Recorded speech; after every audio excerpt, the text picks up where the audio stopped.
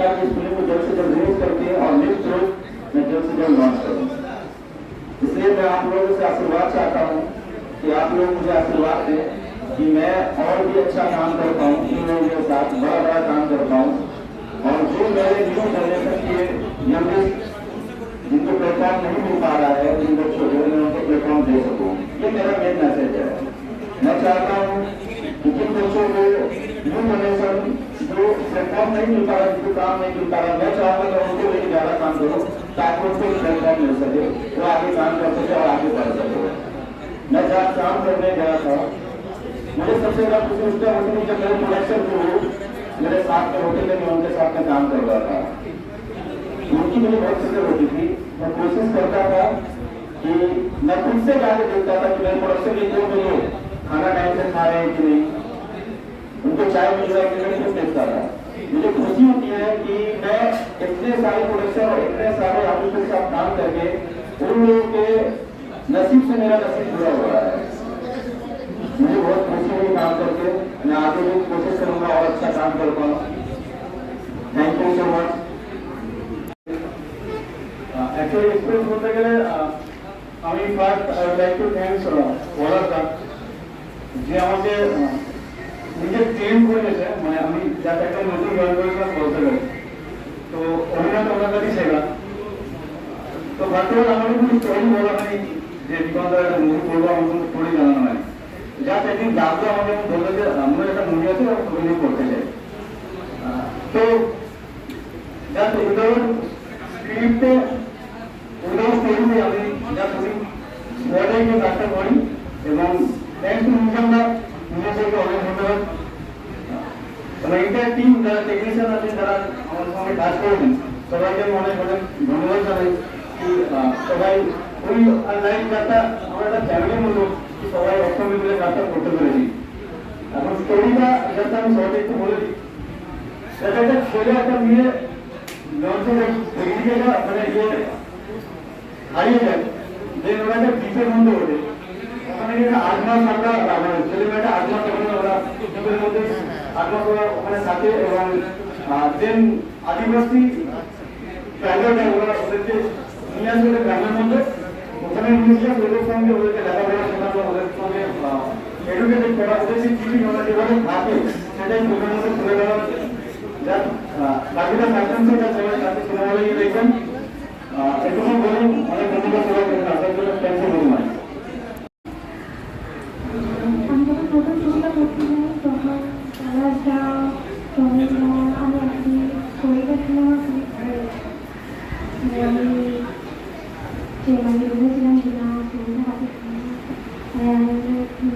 ব্যাপারটা যখন যে দ্বীপের মধ্যে গিয়ে দুজন দুজনকে খুব ভালোবাসাবে, হঠাৎ করে বাবা মা মানে ফ্যামিলি রাজি হবে না, হঠাৎ করে দ্বীপের মধ্যে গিয়ে হারিয়ে যাবে, তারপরে শরীরে হয়ে যাবে। আর আপনারা বলবো সবাই অনেক অনেক আশীর্বাদ করবেন, ছবিটি রিলিজ হওয়ার পর হলেতে দেখে আসবেন, কেমন লাগলো সবাই জানাবেন। Thank you so much. একটু দেখে এসে বুঝেছি, সেটা কিন্তু আমার দোষ একেবারেই নয়। আমাকে রাস্তা বলতে পারবো না, আমাকে আমার ভাইয়েরা সব সসম্মানে আনার জন্য বলো দিদি তোমাকে গাড়ি পাঠিয়ে দেবো, এই টাইমে তুমি চলে আসবে। আর আমি কখনো কোথাও লেট করি না, যে টাইমে গেটে আমার কাছে কি গাড়ি দাঁড়িয়েছে সেই টাইমেই গাড়িতে উঠেছি। কিন্তু এত জ্যামে আটকে গেছি না এখানটা, তো সে বাস দাঁড়িয়ে থাকে, ইয়ে দাঁড়িয়ে থাকে, লরি, অনেক রকম ব্যাপার। এইসব করতে করতে ওরাও ফোন করছে, আমরা কি করবো, রাস্তাটাকে ব্যাপার আটকে গেছে। যাই হোক এসে পৌঁছেছি, এটাই ভীষণ ভালো লাগছে। আর আমাদের নিজাম হাসমি প্রযোজিত পলাশ বৈরাগী পরিচালিত যে ছবিটা দীপান্তর, এটা হলো এই এত সুন্দরভাবে ছবিটা তৈরি হয়েছে আপনাদের বলে বোঝাতে পারবো না। সত্যি কথা বলতে কি, এখন এই পরের প্রজন্মের ছেলেমেয়েরা এত সুন্দর সুন্দর ছবি তৈরি করছে, আর এত সুন্দরভাবে মানে কি বলবো, গান গান বলুন, গল্প বলুন, সবই সুন্দরভাবে বেছে নিচ্ছে, ভাবাই জানা যেগুলো মানুষের মনে দাগ কাটবে গল্পগুলো। তা এটা আমার খুব ভালো লেগেছে। গল্পটাতে তো আমি হিরোইনের মা, আমার মেয়ে হারিয়ে গেছে পিকনিক করতে গিয়ে, পিকনিকে গিয়ে হারিয়ে গিয়ে যাওয়ার পর মেয়েটা আবার ফিরে এলো না, মরে গেল না, জলে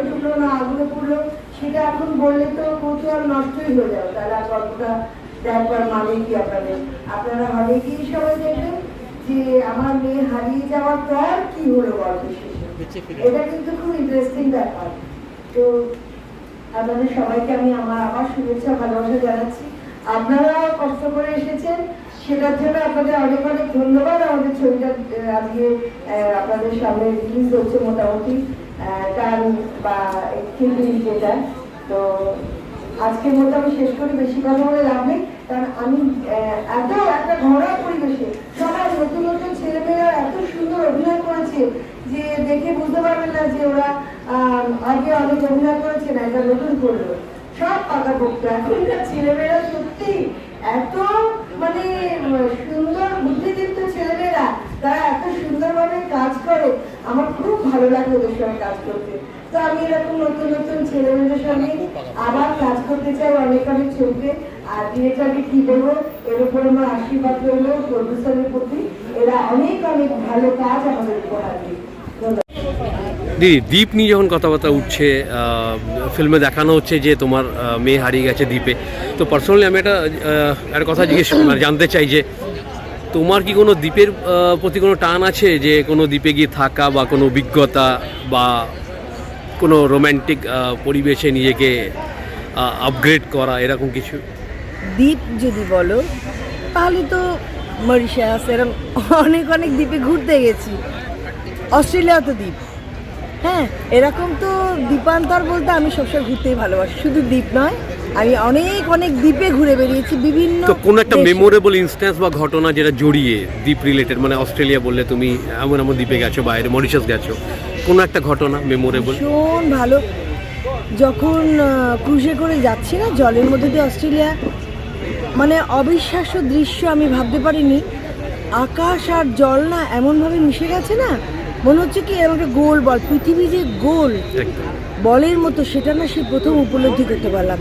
আর আমি না সবাইকে দেখেছি, দেখ মনে হচ্ছে কি বলের মধ্যে দিয়ে আমরা ভেসে যাচ্ছি, এত ভালো অভিজ্ঞতা হয়েছে না অস্ট্রেলিয়াতে গিয়ে, সে বলার নয়।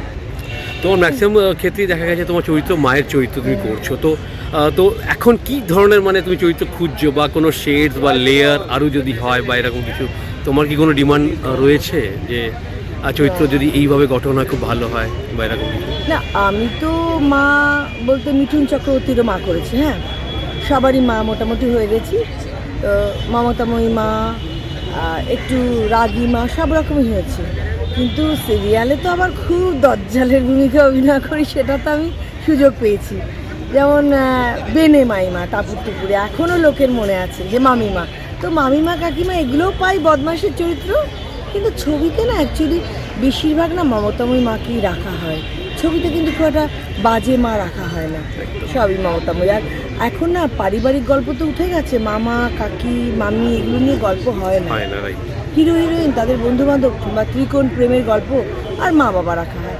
তো ছবিতে এইভাবেই কাজ চলছে, আর সিরিয়ালও তো নেগেটিভ রোল অনেক করেছি। আর কি কি প্রজেক্ট আসছে তোমার সামনে দীপান্তর ছাড়া?